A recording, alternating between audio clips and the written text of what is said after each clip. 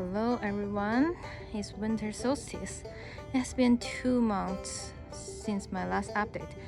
I'm thinking I can just walk around the garden very quick to show you how it looks like at the end of December.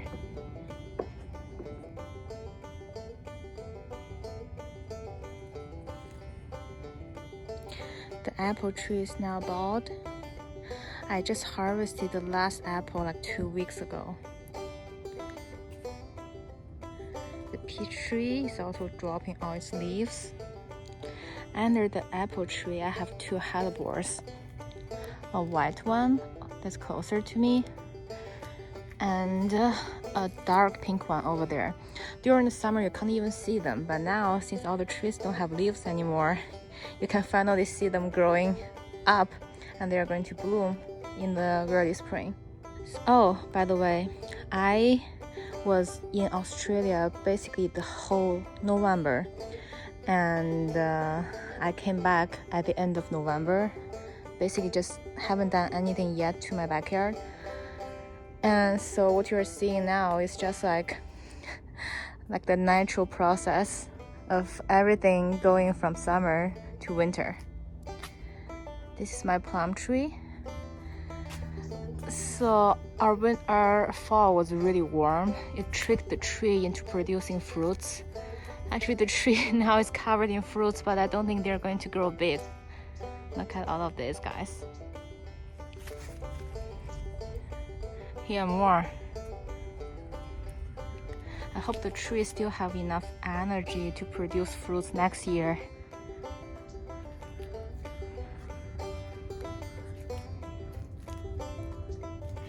These are some shade-loving plants and some weeds I just pulled out. Like normally, winter is the season that most weeds come out because that's our wet season. Oh, and here it's a random potato plant. Oh, and our fig tree is finally also taking a break. So this year I covered it using this netting to protect the fruits from predators like rats or squirrels, and it worked really well. I got to eat the majority of the figs it produced, so I'm going to continue doing that next year. This is our neighbor's avocado tree. It got so big, and there are many tiny avocados hanging like this. I'm not sure if they're going to ever get big. I feel they were like this big 2 months ago. Then you can see all the milkweed and straw flowers at the end of their life. I have a ton of the milkweed seeds everywhere in my backyard. So all of these, like I think 80% of the milkweed here are wild, just from the seeds dropped from last year. So I have a feeling that I'm going to have more next year, but I don't want my whole backyard to be only milkweed, so I need to kind of like control them a bit. Straw flowers.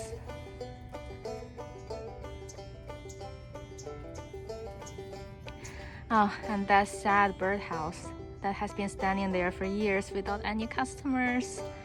I think probably because it's not really covered. I think birds probably prefer a more cozy and safe spot.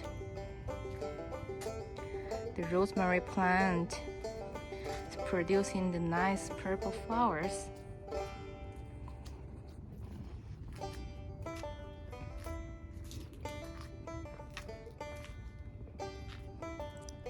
Here comes my guava tree.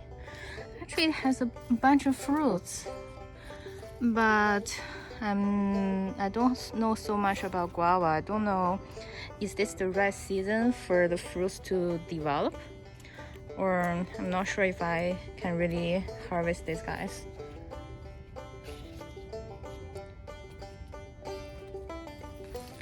The volunteer nasturtium growing nicely, and a bunch of the seedlings that I transplanted I think 2 months ago. I think they have grown much bigger.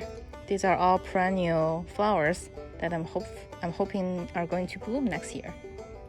And I still have some of the cone flowers. It's interesting that the plant almost looks dead, but there are still new flowers forming. They're so beautiful. The pear tree is also bald. Didn't get a really good production this year, but the tree is only 2 years old, so I can't wait. Look at the eggplants. So the plant has already given up, and I think these eggplants are probably too ripe to eat. So in China they're saying that if you want to describe someone looks bad, you say they look like eggplant beaten by frost. So this is what that people have to look like to be described like that. I still have some pepper plants that look fine and producing fruits.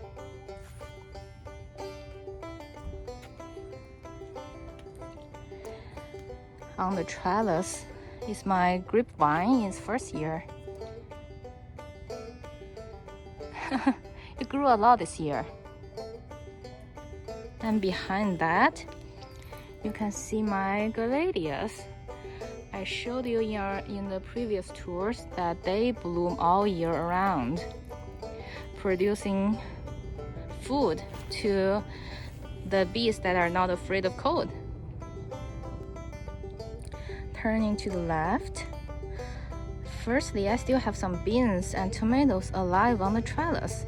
I don't think they're going to produce much, but as I said, I haven't really done anything in the past 2 months, so they're still hanging there. Oh, this nice, I think this still, oh, it's still blooming. Oh, so beautiful. Turning left, you can see a lot of wild calendulas. Every winter and spring, they just pop up everywhere in my backyard, and I like them. So right now I only see a few flowers, but they're soon going to cover the whole area. This purple kale plant looks really healthy. I'm surprised it doesn't seem to be bothered by aphids that much. So as a comparison, the plant next to it is like really grossly infested with aphids. Yeah. Okay, don't want to look at that. And I have another pepper plant that's still producing. Look at this. Now I have to give you an update on my passion fruit plant. It just keeps growing bigger and bigger. It has a bunch of fruits on it, but is it too late? Can they still ripen up? Almost getting covered by the passion fruit are my 2 blueberry bushes. These are 2 different varieties. You can see one of them remains the bluish green in the winter, while the other one has turned into this beautiful orange-red color. I even see some flower buds. Here is my bed with Napa cabbages. They're growing really well. I think I should harvest them pretty soon. You see the heads are already pretty firm. In the past few months, no pesticides or anything. You can see some holes on the leaves, but they don't really affect eating. They're just completely fine. I planted some peas like in this area, but only one of them came up. Maybe the seeds were not like okay anymore, but I just got some new seeds from Home Depot today, so we'll see. Moving along, you can see more sad looking pepper plants here and there, and a sad looking purple beauty eggplant plant. I'm not sure how many of these pepper plants can come back next year. Here, I'm super proud of my beets bed. They're growing so well. Look at my beet.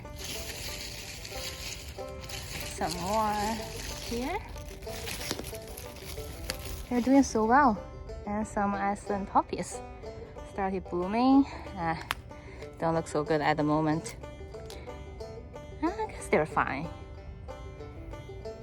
Oh, there you will be.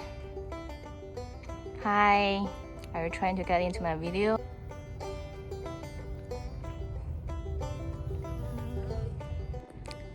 Then I'll show you the 3 not so great looking planter beds. The first one, this one was covered with watermelon plants last time I showed you, and they have all died back after I came back from Australia. I have these onions, green onions that I grew from the roots of the store-bought green onions. They are doing awesome. All the zinnias are looking pretty sad. And under them there's even still like a huge watermelon. You can see here. Actually, I have another 2 standing here. I don't think they're going to taste good anyway. I think I'm just going to feed them to my worms, so my worms can have a watermelon feast. This bed, I have a couple of volunteer sunflowers. Oh, what is this? Not something super great. Haha, there's another one.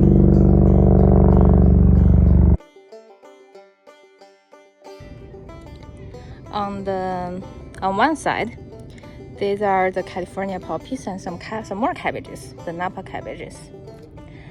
I have this cover here just to prevent the seedlings from getting dug up, and now they're not needed anymore. Here I have a bunch of brassicas. Actually, I did tag them. I think there are like 4 or 5 different things, but there are the tags. Okay, I don't even bother finding the tags. They're just all brassicas. We'll know what they are when they produce the fruits, right? And all these random things are all volunteers. I have the volunteer fennels, bachelor's button, and calendulas. Oh, and these are, I think these are California poppies. Yeah. So I'm just letting them grow. I'm thinking I can just harvest all these fennels when they are young, so I don't have to pull all of them up. Can you see this guy has already started forming the head? This looks like a broccoli. The last bed is actually the saddest bed. Before my trip, I transplanted a bunch of greens seedlings in this whole area. They were doing so well until I left. And when I came back, they were all dead because of the cold, and I didn't get to enjoy them. So between this trellis in that area, I planted a bunch of carrot seed, but none of them came up. A couple of the peas I planted like at the end of the trellis popped up, but they don't look so hot. The sad bed. The center row is kind of covered by volunteer borrages. I'm just letting them grow, and some dry flowers from the summer. Some more huge borage plants with very little flower. I think the borages in my backyard have already mutated. They don't look so good anymore. You see, these have really tight leaves, but just mini flowers. Under this borage, actually, I have this. What's this called here? Oh, artichoke. I think next year they're probably going to produce. Another. You see, this borage is only blocking our stairs. I have some nice looking chard.